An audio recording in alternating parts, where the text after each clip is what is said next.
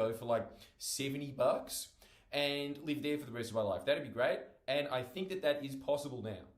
I mean, obviously you always understand these things. You might have just heard it here and there, a glimpse of somebody saying, yeah, well, you can just do everything on the internet these days, but it doesn't actually gel until you are faced with something that forces you to change.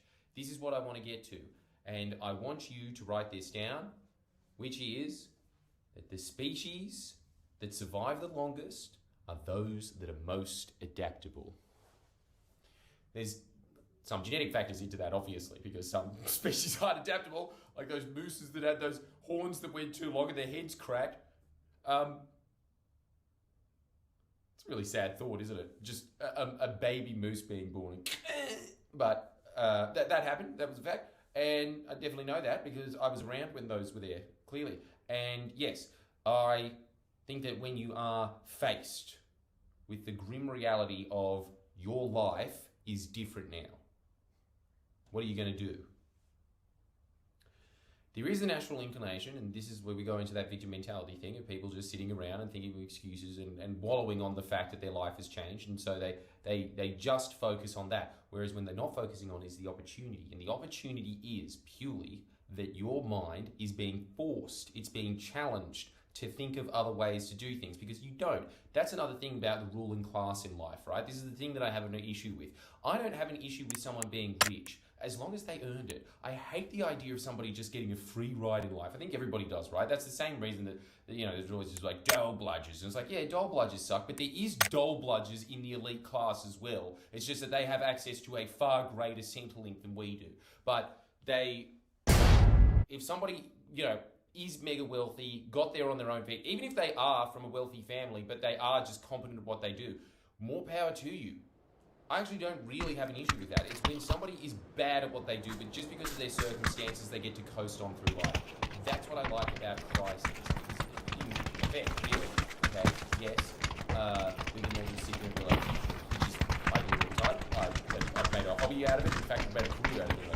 But I also have to remind myself, which is another reason why I do these videos, just in case you're new subscribers, just to remind myself of the basic principles that got me to where I am in the first place. But I would like that to be the impression that people, that like, yeah, okay, you might be right, lower down the socioeconomic ladder, but you're still way better off than a building after a bushfire.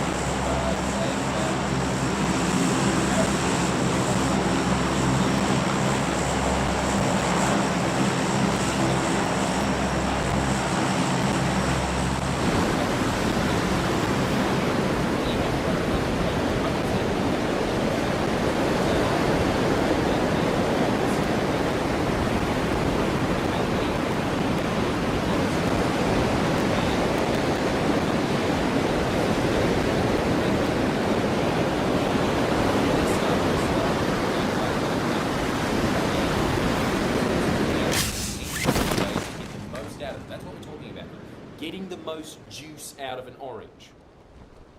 So, if you are in one of those positions, I want you to take stock. I want you to take stock of what in their roles, that's what we do, and that's all I do on Philly Geordies as well, and I do think it is a necessary service for the news, definitely. But there is also a necessary service for you to build up your psychology and put these kind of principles into it, which is, this is the one, right here, that those who are most adaptable are the survivors. So, I want you, no matter what your situation is, I just want you to think about, if you are in lockdown currently, or you have been in lockdown, I just want you to think about what has made your life better as a result of being in lockdown. What are the things that have made you think about things in a different way that you never thought about before just because you were able to coast through because society was just giving you kind of a one-up and you had all your little problems in life? Because if you noticed that, have you noticed that as soon as you fix one problem, just another one instantly inserts in your mind, like, oh, what about this? The thing is that hopefully what's happening is that those problems are becoming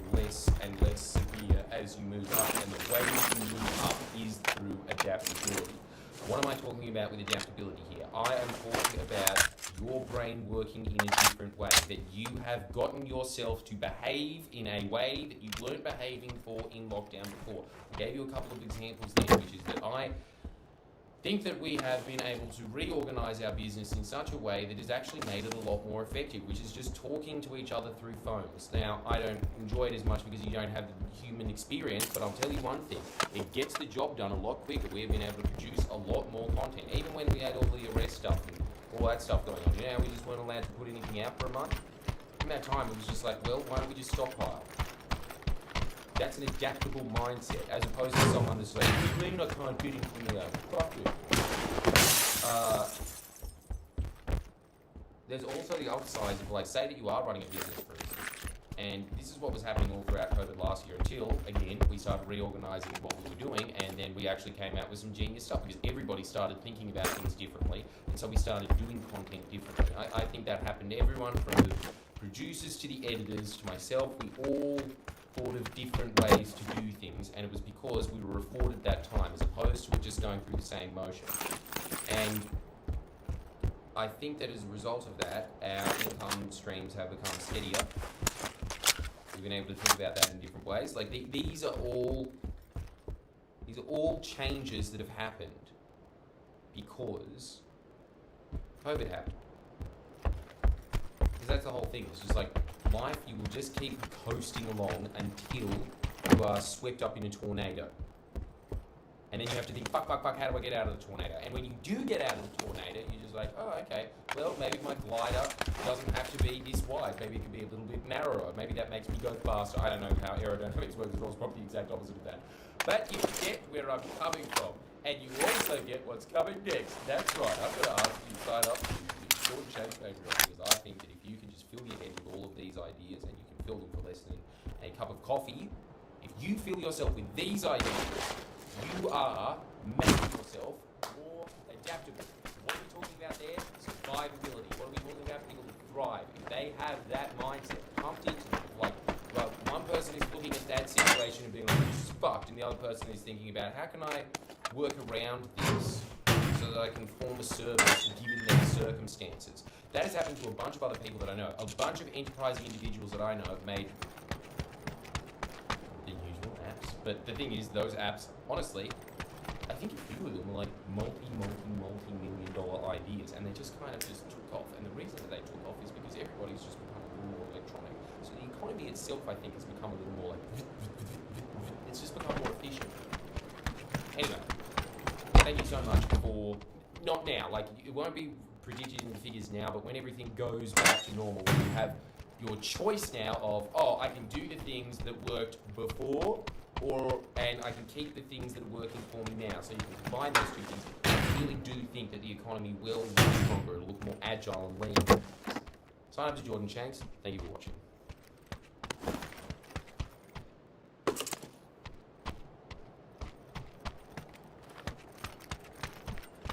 Man, I am sick of Gladys Berejiklian getting it easier running the press than Ando. I'll shut up about it though, because we've already covered that. This one's just going to be the cold, hard facts of how she screwed us in the lockdown and how Daniel Andrews is the king, or should I say, dictator. For 18 months, Gladys Berejiklian's COVID strategy was to catch a leprechaun and get Brad Hazard to poke it with a stick every time it stopped doing its little happy jig. And now, the jig is up. She finally got the rough end of the stick, but still, the stick was blunted by Victoria. They were the first big epicenter of COVID, and yet after we had these real-life crash test dummies, Gladys looked at that and thought, oh, the airbags didn't even do anything, get rid of them, bro, and make the engine run on nitroglycerin like it does in Crash Bandicoot. Victoria were lab rats, and the rats fared better. Thanks a lot, Gladdy. Can you imagine how big Melbourne's superiority complex is going to be over us now? I suppose I shouldn't be shocked though when she didn't even pay attention to the shit that the Murdoch press admitted to, like, if you wear a mask, you significantly reduce the spread of COVID. Well, until they could kick a Labor Premier about, and then it turned into mandatory masks. God damn the indanity of it all. Stop dancing around the issues and let me visit the Thompson Dan to eat my dragon fruit in peace. Or should I say, dangling fruit. Meanwhile, in Belgique-Lestein, remember the Christmas outbreak last year at the northern beaches? What was their policy? Wouldn't you guess? No masks! No masks! No masks! You know why they weren't enforcing that most basic ABCs of COVID prevention? It would blow your mind. The reason they weren't is because the Chief Health Officer of New South Wales had, quote, been sent photos of them wearing masks and also witnessed this herself while driving around. Therefore, she claims there's no current need to make them mandatory. Yes, there was a drop-off in mask wearing, but even when I've been driving, I've seen incredible increase in mask wearing. People have sent me photos of supermarkets where vast majority of people are wearing masks. So I think that we have had a lot of cooperation from both the community and business, but we will use all, we will use all strategies to bring this virus under control. But ultimately, it is also the hands of the individuals within New South Wales. Can't wait for them to be in charge of Delta. What is that response? Well, I was looking at a vlog from Johannesburg and didn't personally see anyone hunting anything, so I really think there's no need to be protecting rhinos. What? Oh wait, that actually is the coalition's policy when it comes to koalas, sorry. So when it took Berejiklian's government being responsible for the spread of Delta across the entire eastern seaboard before she said, yeah, I think maybe you should put one on. Is it any wonder at all that when COVID was concentrated in Victoria, we got praise from experts across the globe for a handling of COVID, while when the main stage moved to New South Wales, they started shaking their heads wondering what the f*** happened. Well, I'll tell you what the f*** happened. Actually, I already told you what the f*** happened in the previous video, so I'll let the state slogan speak for us this time. Victoria's advertises that it wants its citizens to have a good life. New South Wales is the state of business. Says it all. And as a result of Gladys Berejiklian proudly being the servant of special interests, dragging her feet while South Australia and Victoria implemented statewide lockdowns immediately, because she spent the last year chastising them for following the experts' advice, while she, on the other hand, was making it a little bit easier for BP to sell New South Welshmen not that good double deals, while Daniel Andrews was making it slightly harder for Victorians. She had such a heat about never ordering a lockdown that she couldn't even bring herself to say the words. Instead, we got these harder to decipher than hieroglyphics stay-at-home orders that only applied to certain specific local government areas, all clustered around the Greater Sydney region, even though there were cases detected as far away as Orange, which me talk about the Greater Sydney region. This despite, according to the former Vice President of the AMA, quote, it doesn't work. The fact is that the control mechanisms have to be harder and more generalised. And who's the hardest person on earth? The situation. The silver goes to Daniel Andrews, or as is known by Missler from the pod, Dave Andrews. If you compare the results of a comparative outbreak like France on July 30 had 1,377 new COVID cases. Victoria had 723. By October 20, France recorded 20,468 new cases. Victoria had 1. Now, I know there's going to be a bunch of people in the comments saying the basic Liberal Party opposition leader outline Michael O'Brien did when he stood in front of 700 Australian flags at his feet to represent all the deaths in Victoria. But a more accurate stump would have been if he had 175 flags and put 525 pants from the elderly's favourite clothing store, Chemist Warehouse, in a wheelbarrow and lit them on fire. This is a lie, pants on fire. 74% of COVID deaths were in nursing homes. Nursing homes are directly under federal government jurisdiction. His party killing 3/4 from Canberra. So can you imagine if he was in charge? Which is a related question, Michael. Does anyone know who you are apart from your wife? No? Well, I guess the stunt didn't work, did it, champ? Spin it however you like. We've got the data. It's accessible to me, let alone a premier. If you look at it, it's clear that if you want to criticise Andrews for anything, it's that he could have switched from stage 3 to stage 4 lockdowns quicker, but at the same time... What, you think this is easy? You want to come up here and try this? If Berejiklian actually wanted to get back down to 5 to 10 new COVID cases in Sydney a day, she would now be at Victoria's stage 4 restrictions at least. Probably much more seeing as we're now dealing with Delta. Maybe even treat it like an actual state of emergency as opposed to a state of pissing around, but no. New South Wales pretty much saying what Boris and Trump were saying again when they weren't dealing with Delta. We'll just let this thing run its course, and when everyone's health is draining, they can just run on over and get the antidote like it's a chug-jug in Fortnite. That's pretty much New South Wales. Spurred on by the press, don't worry about the lockdowns, just boogie on down to the clinic and, oh sorry, the federal libs up the rollout, oh well. Have you heard she's got a new boyfriend? They're as always not asking the right question, which is why are people dying for any reason other than this woman's ego? How could you possibly ignore that much evidence? Economic interests? Again, the stats are in. Hard and fast lockdown equals better for the economy. So the reason she's not doing what she clearly should have done months ago isn't because of economic interests, it's business interests. Because as she practically bragged about, what's good for them is good for her. 3 New South Wales ministers have told me last week they believe that Gladys Berejiklian did not lock down earlier because she wanted to preserve her reputation as the Premier who keeps business open. No one likes lockdowns. But maybe, if you gave a shit about the people you serve as opposed to your own constructed image that no one gives a f about, except you were being this open for business premier, like that's a good thing. McDonald's is open 24 hours a day. I think we can all agree to be a net positive for society if it wasn't.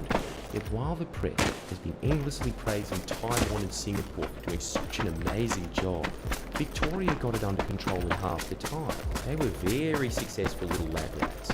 So Gladys, get over yourself. Learn from one of the most successful precincts on earth instead of smugly saying, You are able to leave.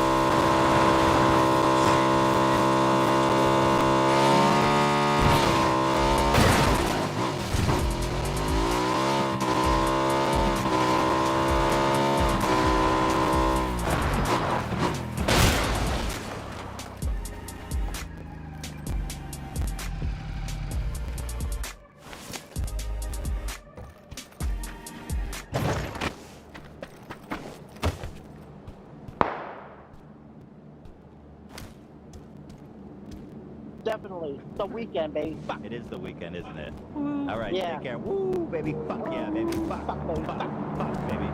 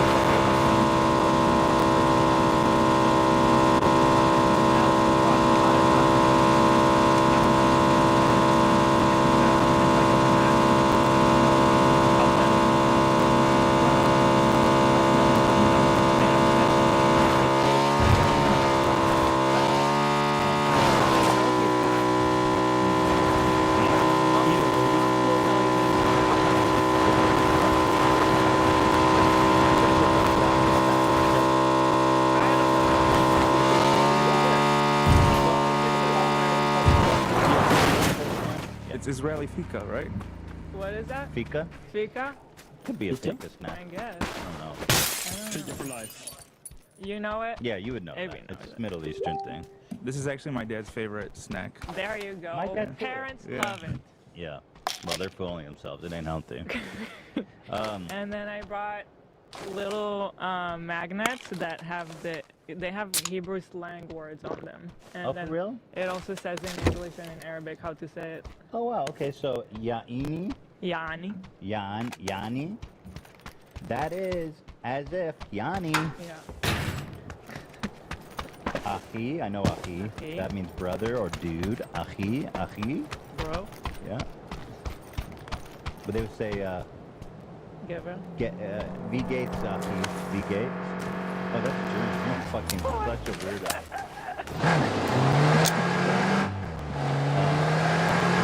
Topic?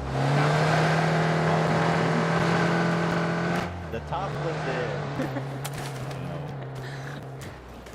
Sof Haderech, Sofa there. That's the like, end of the way, baby. There's nothing better, the best. Yeah. Sof Haderech, all the way. Yep. Hamsa, I know what a Hamsa. Hamsa is. And that's also what you call the evil hand, right? Right. It's a Hamsa, the good luck. Toda, that's not really slang, is it? So that, It just yeah, means no, thank that's you. not slang. Para, one by one? Yeah. Para also means cow, but you can say Cow by cow? cow. You can say para. Cow. And yesh means Yesh. woohoo, or Yeah. yes. Yeah. And then yeah. Yeah, everybody gets a magnet. You get a magnet. And you get a magnet. Well, Ela, I don't know. I know you've been busy and you weren't able to really keep up with everything we've been up to since Not at we've been all. gone. So we made a little compilation for you to catch up on what we've been up to since Nice. you've been gone. So here is here's a brief little rundown for you, Ela, and you can tell me what you think, okay? Okay. All right. It's Friday, baby. Let's full screen action. Go! 57 double quarter pounder with cheese meals. Oh, euthanize Ian. We'll put you to death. Preston, ow! Okay. I love the hunt. We're That was not epic. there yet. I love the hunt. Okay. Thank you. But I could. I mean, That was awesome. oh, that was on the table. Oh my god, you fucking monster. Oh, God. That was so gross. I think she's great, and I respect her hustle. You guys trying to get me in trouble? Yeah. Become a terrorist. You come to me pitching the ding dong Logan Paul. Who are you texting, Dan? people die from multiple suicide from all those things. I agree. I think it's a decent. Yeah, because I think if I don't have the same opinion on poker streams. Maybe if you knew that, you could turn around and say I'm a fucking hypocrite for that. I mean, I'm giving you. It's happening again. Baby, You're it's hot. raining at the hut. Start fire. It's water. Water can't start a fire. I don't know What? about this. When did you do that? Electricity. Exactly. We're trying to vacuum water. But Why? Terrible idea. Everyone's saying stop. it wouldn't work, so we're off the limit. Is suing now Ela. Oh, that's a good lead-in. He's suing Ela and Teddy Fresh. Yeah. What if I gamble unpaid for $10? On stream it. On stream? Great. All I wanted was to pitch a camper outside your house and for you to hook me up with all your young female friends. Not necessarily saying under the age of 18, but close.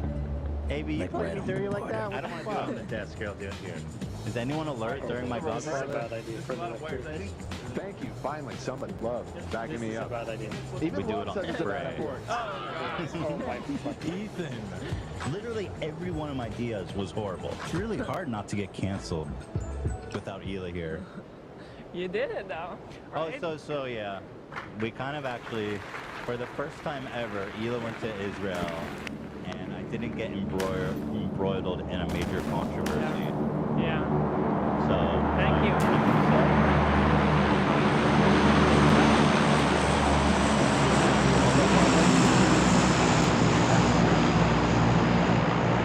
that you're being sued Yeah. by Ryan Kavanaugh. Yeah. What's the AKA deal, Ryan? So Ryan Kavanaugh. Oh well. Can you get a life? I wish you would just run his business instead of trying to sue Yeah. us. Like he must be desperate for cash. Yeah. I mean, I can give him a little tour, a little rundown on how to run a business. Dude, that could be good in the settlement. You hear that, Ryan Kavanaugh? You can get business advice from a real CEO. Yeah, because personally, I wouldn't have time to mess around with some stupid lawsuit, but I guess you have a lot of time. Yeah, you bring that over here. Thank you, baby. Yeah, I mean, and also, unlike Brian Kavanaugh, you attempt to make your money through actually selling products and not suing people. No, legitimate product, and we pay our taxes. Pay our taxes. No. Well, I don't know if he pays his taxes or not. I mean, I'm just saying we're doing everything as legitimate as possible. Oh, yeah, oh, yeah. And I don't know if you got this memo, but so apparently... Oh, we pay our employees. Yeah. If you maybe heard about Ryan. His bankruptcy? Yeah, he sometimes stiffed a bunch of doesn't always pay people. Yeah. Oh, there's a lot. There's like 1,000 debtors from the bankruptcy. But I don't know if you heard that Ryan Kavanaugh, this man here, was accused by his ex-partner of running a Ponzi scheme. So Got that's it. interesting. Yeah. That's the guy who's so doing it. awkward. But anyway, let me get actually into this. I believe that was reported in Variety, just for clarification. Right, yeah. Yeah, Variety magazine. So here's what I'm going to say. How was that to feel like all of a sudden the lawyers are like, don't panic, but so Triller is suing you and Teddy Fresh? No, it was like, what? How? Why? What do they want? I literally have nothing to do with them. Yeah, and you can, here, I'm going to pull up I was trying to tell my family about it, and they're like, but why? And I was like, I have no idea.